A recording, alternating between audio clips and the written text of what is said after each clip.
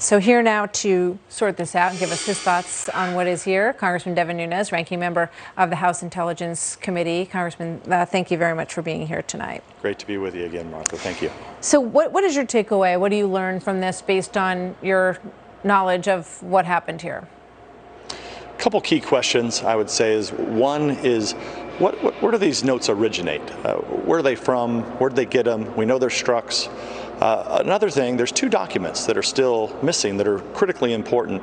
One is the original 302 that seems to have vanished into thin air.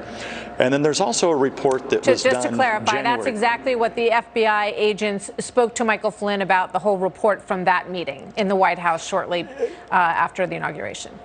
Yeah, I think that's a good, this is a report that was done right after they interviewed General Flynn. It's a report that should have been there. We know it was doctored, it was changed. That report the public still hasn't seen. I don't think General Flynn or his lawyers have even seen it.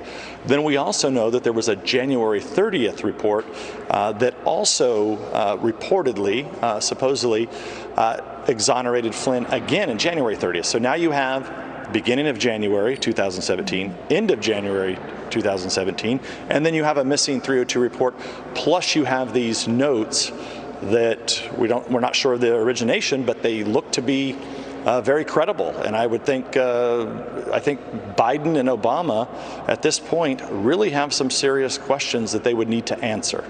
Do you think it exonerates James Comey a bit? Because he's, according to these Peter Strzok notes at least of the meeting, he's saying, you know, it looks like he's saying that the Kislyak-Flynn phone calls appear to be legitimate.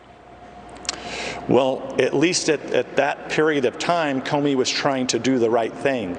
But remember, shortly after that, he does a lot of things that are really bad, including leaking his notes that, you know, I know they're not going to prosecute on it, but, you know, most people, if you were an average intelligence officer in the military, you would have been prosecuted. So a lot of this is going to determine, you know, I always look at this, you got to go back. The Clinton campaign started this working with some dirty cops at the FBI. We don't know who they were. Then after the election is really when Obama and Biden all got involved in this, when they kept this investigation going. And this is kind of the first evidence, at least this point, it could be evidence, that would tie Biden and Obama directly to this.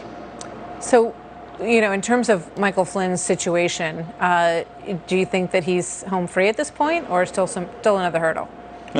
Well, for some reason, you have this judge here in Washington, D.C., who still has not got rid of this case. So even though everything's been canceled, he's been ordered to do it.